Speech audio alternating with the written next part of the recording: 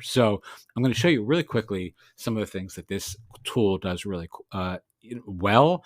It's beautiful, for one. As you can see, this is the back end of Sidebird. So I'm actually tweeting from Sidebird itself, which you can see here. You can simply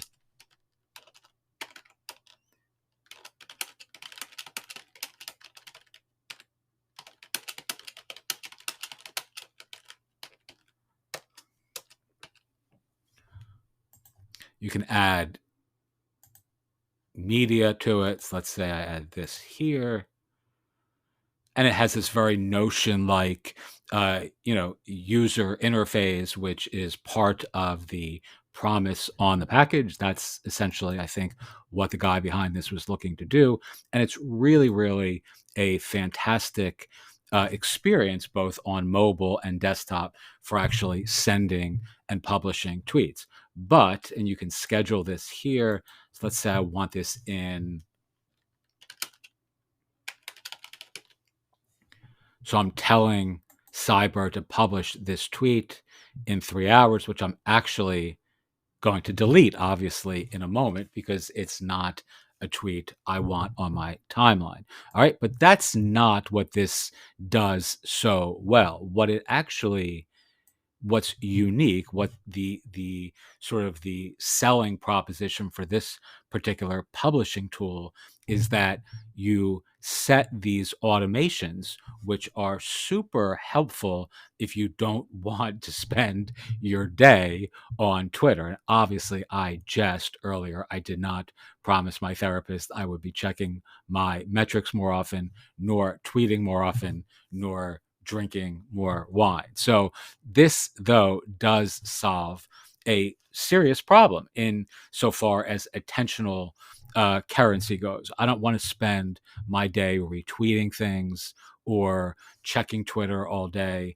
And this allows me to post a tweet, and then Sidebird will automatically retweet this 12 hours later, and then it'll auto retweet it again 22 hours later, and then it will unretweet all of these tweets, so that or at least these tweets, the original tweet, will stay. So ostensibly your timeline is clean, right? So you're not littered. Your Twitter timeline is not littered with retweeting your own content. Again, I'm not that active on Twitter. I would like to be much more so this year, simply because we're launching this new platform in February for authors and writers and folks creating tiny products, which I think is really a perfect fit for many of the millions of people who use Twitter are actually creating content, or makers, or marketers, or writers, or aspiring creators of one type or another. And this is where I think some of my social media time ought to be focused. All right. So you can edit these automations. So if you don't like the 12 hours, 22 hour, and if you don't like this particular sequence from a chronological standpoint, you can change this to 8 hours and apply it.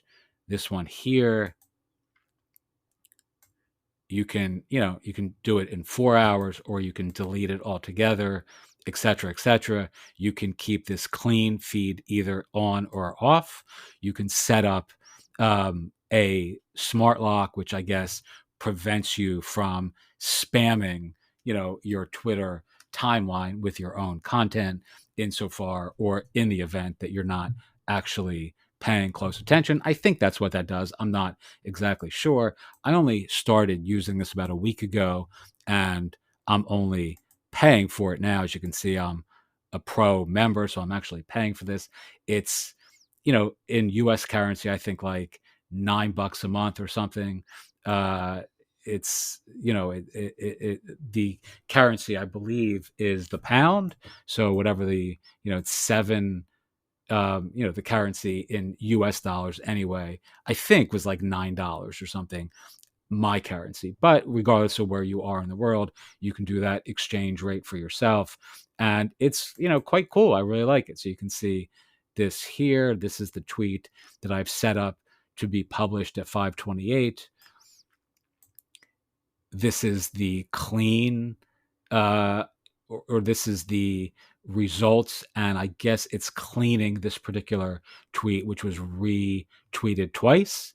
Let's look at the results, and you can see it got total 34 impressions, 5 likes, 0 replies, 0 profile clicks. Here's the sequence of steps that actually took place, right? I tweeted it at 8:55 yesterday, retweeted 8:54 a.m., retweeted again 6:54 p.m., and then it was cleaned from my timeline at 8:54 p.m. Yesterday. All right, as you can see, my tweets get shitty engagement. That's something I really ought to be, paying some attention to if I'm interested in using Twitter as a way of building our community platform in 2023, which I am, as I mentioned. So I'm looking forward, at least for the month, to experimenting more with Sidebird and, seeing if it makes a significant difference in my impact, in my ability to enjoy using Twitter, which to me is a big deal. I want to look at nice things. I like the way this looks. I like the aesthetics. I like the experience.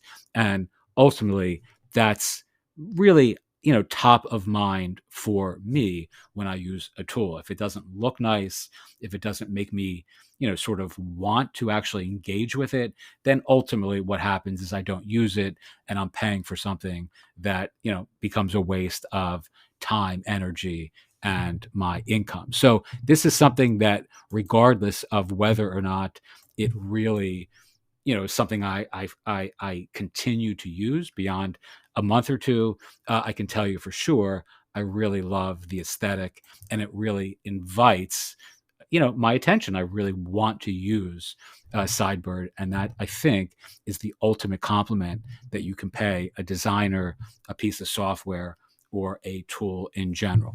Okie doke, those are my feelings. I'll do some more videos as I get a little bit more comfortable with Sidebird, and ultimately as I see whether it's making a significant impact in my ability to, expand our influence on Twitter, which, as I mentioned, is quite limited at this point.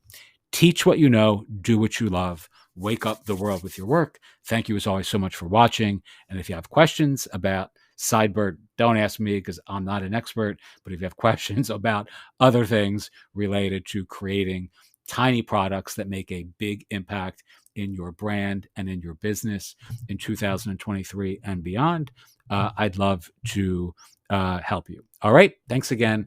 Have a wonderful day. And as always, I appreciate you watching. Thanks.